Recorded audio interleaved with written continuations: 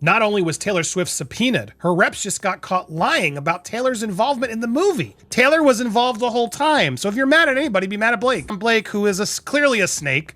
And I do think Taylor wasn't really as aware of how snaky Blake was. Blake Lively is in full meltdown mode after Taylor Swift publicly exposed her shady past behavior, and it's not looking cute. Oh, no, you can't be mad at Brian Freeman or Justin for being subpoenaed, Taylor. It's all this girl. While Taylor's camp is playing the I wasn't even there card, insiders say Blake practically dragged her into the mess just to flex their friendship like a VIP wristband. And now, Blake's left with zero credibility, a subpoenaed ex-bestie, and a spotlight that's burning a little too bright. Even though Taylor Swift bears some responsibility in this situation, the entire issue did not originate with her. Her reps, sources close to her, like reps for Taylor, have spoken to a lot of outlets, so it seems like this is coming from her team, not just some source. She was pulled into the legal chaos surrounding It Ends With Us only after the situation had escalated. Once Taylor was officially subpoenaed, her representatives released a statement firmly denying any involvement. She's being feisty. She's fighting back, saying Taylor Swift never set foot on the set of this movie. No one ever said you were on set of the movie, for the record, just to be clear. I've talked to a crew. They claimed she had never stepped on set, never participated in casting decisions, and never contributed to the creative development of the film. According to them, her only connection to the project was the licensing of one song, My Tears Ricochet. But she was not involved in any casting or creative decisions. That's not true. She did not score the film. That's true. She did. There's rumors, though, that she had the person fired. I don't know if that's actually true. I think that was Blake. However, multiple reliable sources have contradicted that official statement. People close to the production have revealed that Taylor's denial was a strategic move, primarily shaped by legal concerns. Several insiders have suggested that Taylor did not make this decision independently. She never saw an edit or made any notes of the film. She did not even see It Ends With Us, ouch, until weeks after its public release, and it was traveling around the globe during 2023, 2024, headlining the biggest tour in history. Now, according to these sources, Blake Lively urged Taylor to publicly distance herself from the film in order to avoid liability. As legal pressure mounted, Taylor reportedly complied. Not because the claims were untrue, but because acknowledging them would have created serious legal consequences. Now, look, here's the comment that her rep's putting out there, but here's the fact. And we got to focus on the second part. She was not involved in any casting or creative decisions. Are you sure about that? Are you sure about that? Well, she told me Taylor Swift helped her get the role, like signed off on her audition tape. I had brought in, I was casting, and I had actually brought in and showed her casting tape to Blake and Taylor. In private conversations with trusted friends, Taylor allegedly admitted that she had not wanted to lie. She explained that Blake had involved her in small ways early in the project, but those small actions had now become legally risky. If Taylor were to confirm her involvement, such as giving feedback on casting or endorsing a creative decision, she could be compelled to testify. And they were both like, yes, her. And that's a true story. Well, she told. So not only did Justin say that. Did they hear that Taylor may have had some influence in getting Yes, she did. Yeah, I know. I don't even know if I'm meant to be saying it, but I'm saying it. Yeah, she was a helpful part of the process of the audition, which I found out later after I got it, and that rocked my world. Additionally, she might face accusations of influencing a process that is now legally under investigation. For that reason, her legal team advised her to deny all involvement. While the public statement presented Taylor as completely disconnected from the production, behind closed doors, she was deeply frustrated by how far the situation had spiraled. I have no words. This frustration only grew stronger when two key witnesses spoke out and directly contradicted Taylor's public position. Justin Baldoni, the director and co-star of the film, confirmed in an interview that Taylor had, in fact, been shown Isabella's audition tape. According to him, both Blake and Taylor approved Isabella for the role. Now, does that mean she was involved in the casting process? No. She chimed in on an audition tape? Probably likely. Semantics is what we're arguing here, but you were more involved than you want to claim to be, is the reality. This alone raised questions about how much influence Taylor actually had. Furthermore, Isabella herself later stated in an interview that Taylor had supported her throughout the process. She described Taylor as someone who was consistently present and emotionally involved from the start of her journey with the film. And there were moments about you being involved, not only there, but involved in the screenwriting parts as well. It feels like a big, beautiful summer movie, but like we didn't have any budget. So it feels like a big, beautiful summer movie, but like we didn't have any budget. These statements clearly suggest that Taylor was more than just a distant supporter. Even Blake Lively described Taylor as someone who lived this with me, referring to the development of the film. That description implies emotional involvement, but also hints at possible creative and logistical input. I mean, honestly, she was with me on this experience the whole time. The whole time Taylor was with her on this experience. Yet, in her public statement, Taylor claimed she never saw any final edits, never gave feedback, and never shaped any creative decisions. If that were true, it would be difficult to explain why two individuals closely connected to the project described her role so differently. I don't know how true that is, because we know Blake likes to overextend how much Taylor actually does for her, but this is Blake now putting it on the record. Taylor was involved the whole time, so if you're mad at anybody, be mad at Blake. Emails, call logs, and behind-the-scenes communications have not yet been made public, but sources close to the production have hinted that there may be digital evidence proving Taylor's early involvement. All throughout it, so like she really lived this with me. She lived this with me all throughout it. Yeah, she was, she's a person who shows up for you. And if such evidence exists, it would not only challenge Taylor's official statement, but also further expose the coordinated effort to keep her role hidden. It would also confirm that Taylor's decision to deny involvement was not based on truth, but on legal strategy and pressure from Blake. She shows up for you. So grateful to have her love and support. That love and that support. So, no, you can't be mad at Brian Freeman or Justin for being subpoenaed Taylor. It's all this girl. In this situation, Taylor Swift appears to be trapped between protecting herself and protecting someone she once considered a close friend. She cannot acknowledge what really happened without damaging her own reputation or publicly turning against Blake. It's all this girl. And again, echoed again by Blake herself. Did you see the movie and say, please use this? It's the music. Cheers, Ricochet. Everybody knows you and Taylor are best pals. So did you go to her and say, would you do something, or did she see the movie and say, please use this song? I mean, she was so perfect. She was with me throughout this whole process. So. However, by continuing to deny what multiple people have already confirmed, she risks appearing dishonest and complicit. This situation places her in a deeply compromised position where every statement is weighed against potential legal and public consequences. I don't know how much I believe Blake, let's be honest. Blake clearly likes to talk up a big game about how much her friends are involved. And so the reality check is, was Taylor that involved? I don't know. That's literally what we're trying to figure out. Blake Lively's use of Taylor Swift's name during the promotion of It Ends With Us was not casual, accidental, or incidental. It was strategic, frequent, and targeted. Beginning in mid-2023, during the film's early press phases, Blake began positioning Taylor as a silent creative ally. Everyone wants to vilify Taylor. Go ahead, do what you want. I'm going to keep my focus on Blake, who is clearly a snake. And I do think Taylor wasn't really as aware of how snaky Blake was. She didn't name her outright in every interview, but she made sure to drop references that hinted at Taylor's presence behind the scenes. According to coverage from People, ET Canada, and red carpet reports archived from TIFF, Blake repeatedly spoke about the strong women who supported her throughout the project. In at least 2 interviews, she named Taylor specifically as someone who stood by her side the whole time. And I do believe she's mad. I really do believe that, because it makes sense. Taylor Swift believes Blake exploited her. Heartbroken singer finally lays bare former bestie's betrayal and the move that left her completely floored. The subtext of these statements was clear. Taylor Swift, the most powerful woman in pop culture at that moment, fresh off her Eras Tour domination, was connected to this movie. That alone gave it commercial weight.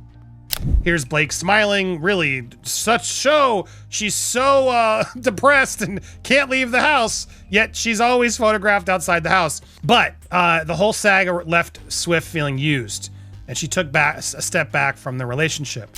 Swift's fan base, known for driving everything from album sales to book charts, was seen as a potential lifeline for the movie's audience performance. Blake knew it, her team knew it, and every media outlet that picked up on those supportive friend sound bites used Taylor's name in the headline. And I do believe she chimed in. That doesn't mean she's the casting director and that she picked Isabella out of the headshots. There's a lot of steps that got Isabella there, and she may have just watched the tape, right? By September 2023, internal projections for the film's performance, as shared by an anonymous Lionsgate staffer on condition of confidentiality to Deadline, showed a projected 30% uptick in expected ticket sales if Swift's name remained quietly associated.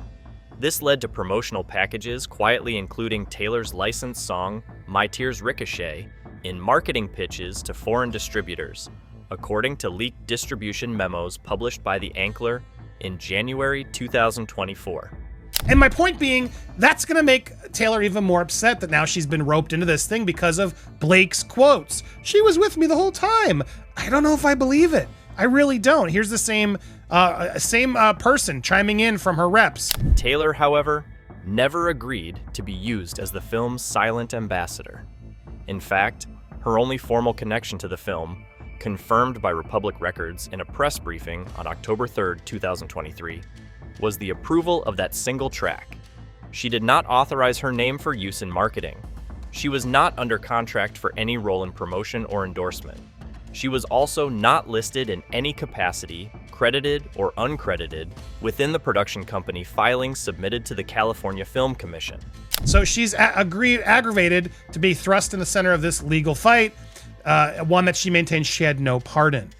Taylor's been aware that Blake has been exploiting her name for a while now, but the subpoena takes it to a whole new level. It's tragic and surely an unrecoverable end to a friendship. Obviously, no official words from Lively. By the time subpoenas hit in April 2024, Taylor's team had had enough. According to Variety's April 19 coverage, Taylor's reps called the suggestion that she was involved a complete mischaracterization, but damage had already been done. Screenshots of fan posts on X, formerly Twitter, and TikTok, dated as far back as October 2023, showed users buying tickets to the film explicitly because Taylor helped cast Isabella. That rumor was never corrected until legal filings forced it into the spotlight. Look, I'm still on the fence about what actually happened here. I'm all up for this deposition because I want to see what she says under oath. But my sneaking suspicions, she's not as involved as everyone wants her to be. A lot of people just want to hate on Taylor and say she's the puppet master in this. No, it's clearly Blake. Taylor reportedly felt deeply betrayed. According to the Daily Mail's May 11th feature, quoting insiders from her circle, Taylor confided in friends that Blake had used her name and her fandom to get the film's attention, then threw her under the bus. This wasn't just hearsay. It was backed by a sudden series of moves that confirmed a shift in loyalty. In late April 2024, Travis Kelce unfollowed Ryan Reynolds on Instagram. And as you know, Travis unfollowed Ryan a couple of weeks ago, which indicates that he is supporting his girlfriend. And I don't know, maybe he's subpoenaed too. He was with Taylor when this happened. Fans immediately noticed, and E! News confirmed the move on April 27th, highlighting the ongoing tension between the couples. While Taylor made no public statement, the gesture was seen by Swifties as a direct response to Blake's behavior. In Swift's world, social cues are statements, and this one was clear. It says here that Taylor felt really exploited by her longtime friend. And the problem here is that Blake Lively was bragging about Taylor Swift's involvement during the whole press tour, and Taylor Swift is denying this involvement. Then came the quote that broke it all open. On May 12, 2024, Daily Mail ran a headline that stunned fans. Blake called Taylor a dragon who helped seal the deal. The quote, reportedly pulled from an internal production meeting memo from 2022, cited Blake as saying, "We have dragons behind us. Taylor's one of them." But my sneaking suspicions, she's not as involved as everyone wants her to be. A lot of people just want to hate on Taylor and say she's the puppet master in this. No, it's clearly Blake. Blake was using her. Blake overextended and said how much Taylor was there for the marketing of the film. Yeah, Taylor's involved. According to the piece, the quote was used during a pitch to finalize approval for a critical third-party funding round. Industry translator: Taylor Swift's name was being invoked to close deals. The memo, confirmed by 2 unnamed production staffers interviewed by Rolling Stone, was never meant to be public. But once it was leaked as part of a discovery request filed by Justin Baldoni's legal team, it could no longer be denied. To Taylor Swift here is that she was compared to one of her dragons. Apparently that's what Daily Mail is reporting on here, that she called Swift one of her dragons and used her power to get Baldoni's approval of that one scene. For Taylor, this was a red line. She had allowed Blake to speak vaguely about their friendship. She had looked the other way when her name was softly tied to the film. But being positioned as a business asset, without consent, was another level entirely. The idea of being referred to as a dragon may sound flattering, but in this context, it implied that Taylor's power was being weaponized, not for art, not for support, but for leverage.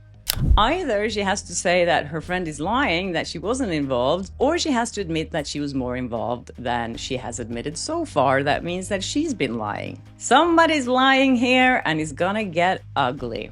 Taylor, who had remained quiet through months of speculation, finally began communicating her version of events to trusted outlets.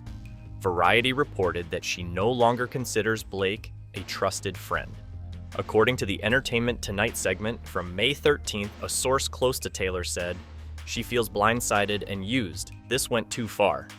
So what really annoyed Taylor Swift here is that she was compared to one of her dragons. Apparently that's what Daily Mail is reporting on here, that she called Swift one of her dragons. Legal experts commenting in The Hollywood Reporter noted that Taylor's involvement, even if limited, could now be formally examined under deposition. Whether she approved casting, influenced promotional angles, or was simply present in meetings is no longer a matter of speculation. It's now part of the case. Blake, meanwhile, has made no public comment about the dragon quote, but she did appear publicly in New York on May 10th, photographed walking solo in Tribeca. The images, posted by Daily Mail, showed Blake in casual clothes, holding a coffee, and smiling for cameras. She appeared unbothered, but fans quickly called it a sympathy walk, noting that she had recently claimed to be so traumatized she couldn't leave the house. So Taylor and Blake are neighbors in Tribeca, and Swift, it says here that she's the godmother of 3 of her daughters. I don't know, there's so many things back and forth if she's only godmother of 1, but here it says 3. On April 30th, 2020, Blake Lively was photographed walking alone in Tribeca, New York, holding an iced coffee and wearing what tabloids described as a make-under. Her hair was undone, her face makeup-free, and she was dressed in an oversized gray hoodie and jeans. The Louis Vuitton crossbody bag slung across her torso caught attention, particularly from YouTuber Shash Flow, who publicly called it hideous in her May 1st upload. The images, which were published by Daily Mail, came just days after Blake had claimed in legal filings that she was so emotionally distressed by the ongoing lawsuit with Justin Baldoni that she was unable to leave the house. And she maybe didn't even brush her hair this morning, who knows, but she was smiling. This is what I find so fascinating. She's by herself, coming out with a cup of coffee, and she's just smiling. Yet here she was, smiling, alone, in public, and directly in front of one of New York's most accessible paparazzi hotspots.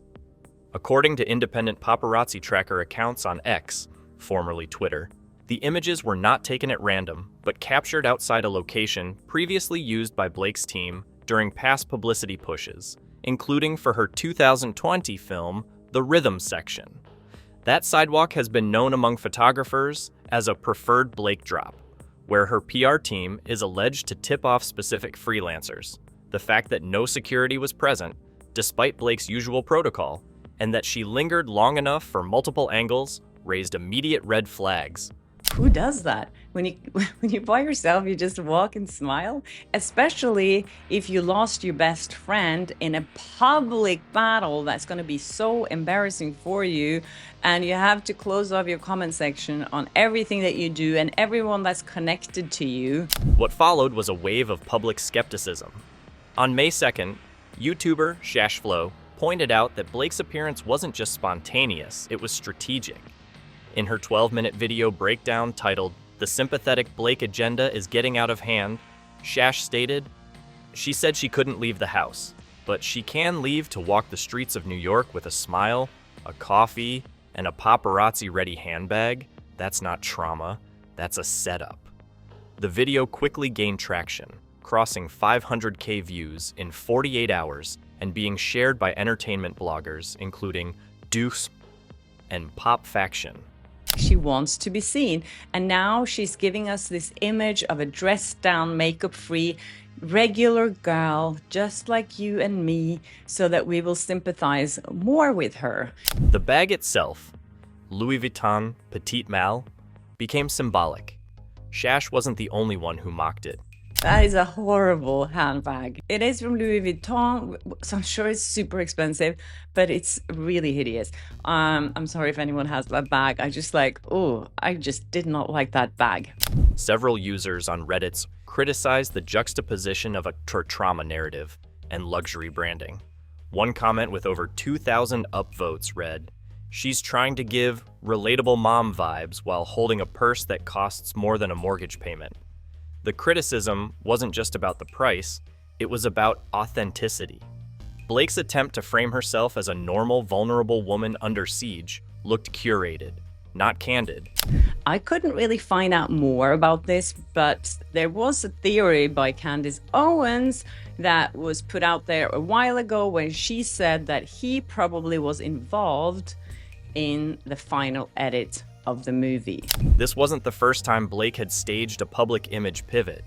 During her 2018 press tour for A Simple Favor, similar candid-style walks were organized ahead of interviews on The Tonight Show and Good Morning America. Media strategist Karen Ormsby, in an interview with Adweek, noted the clear pattern of staged relatability in moments of reputational stress. She explained that celebrities often utilize image rebranding walks when trying to shift public perception, especially during legal disputes. For the marketing of the film, yeah, Taylor's involved. And I'm sure Taylor saw that and got really annoyed when all this blew up in Blake's face. That's a reality check. That's the reality check. So we'll see how much she's involved. While Blake attempted to position herself as a wronged woman, retreating from the spotlight, the reality was that her media activity had only increased. She posted twice on Instagram that same week, once to promote Betty Buzz and once to repost a charity message. Both posts had comments turned off, another move that Shashflo criticized on May 3rd, stating, "When the comment section is turned off, it's not because you're protecting your peace, it's because you know what's coming." And enjoying it. And as I said in my comment there, I hope he can take a moment amidst all the walls closing in on him to truly enjoy this time with his family. And I'm so grateful and happy to see that he is trying his best to get through this, because I can't even imagine what he's going through. All these false allegations Blake's thrown out there at her. The optics of the PAP walk became even more questionable when paired with the escalating pattern of social isolation. On April 28th, Gigi Hadid hosted her 30th birthday party at Zero Bond in New York. Taylor Swift was photographed entering the venue with mutual friends including Anthony Porowski and Sabrina Carpenter. Blake Lively was not present. People magazine, in their May 1st digital issue, mentioned the absence only briefly, saying the guest list was selective and intimate. However, TMZ reported on May 2nd that Blake's name wasn't even floated, citing sources close to Hadid. This was notable, considering that as recently as 2022, Gigi and Blake were frequently seen together at events and shared family outings in Pennsylvania. I spoke about Blake Lively being on Seth Meyers and that he probably wanted her to be on his show to get more views and so on. And this person is saying to me, you know, you have to remember that NBC has a lot of power over Seth Meyers, and it might not have been his personal decision to put her on the show. Even Blake's longtime support system in the media appears to be pulling back. On April 26th, Late Night with Seth Meyers released a corrections segment where Seth joked about the backlash to his interview with Blake, recorded in early April. The joke wasn't long, it lasted only 15 seconds, but viewers read between the lines. In the video, Meyers says, "I guess I didn't read the room, or maybe I didn't read the subpoena." The audience laughed, but the meaning was clear. He was aware of the backlash and possibly even regretted the booking. And Mint Mobile is sponsoring Seth Meyers' show, so there is a connection there. So definitely it could have been Ryan Reynolds pushing Seth Meyers to have Blake Lively on. Definitely that could be the case. Several media analysts, including veteran PR consultant Emily Resnick, have speculated that Blake's appearance on Late Night was not just a scheduled interview, but a product of behind-the-scenes pressure. In her May 4th column for The Wrap, Resnick wrote, "Ryan Reynolds' connection to Mint Mobile, one of Seth Meyers' regular sponsors, creates a conflict of interest that likely influenced Blake's slot on the show." Resnick pointed to past examples where corporate sponsorship shaped booking decisions on network talk shows. His directorial gigs, that it should have gotten 1 million of them after the success of It Ends With Us, all in the toilet because Blake and Ryan felt threatened for whatever dumb reasons and then had to save face for all the bad press she got. All of these events form a clear pattern. The public is becoming increasingly skeptical of Blake's image shifts. What once worked, subtle pap walks, curated vulnerability, selective social media, now feels transparent. The strategy of appearing wounded while quietly manipulating the narrative is being exposed in real time. And the same Hollywood circle that once protected her is beginning to step back. So, Blake's narrative is unraveling fast, and this time, the cameras aren't the only ones watching. Let us know in the comments whose side you're really on.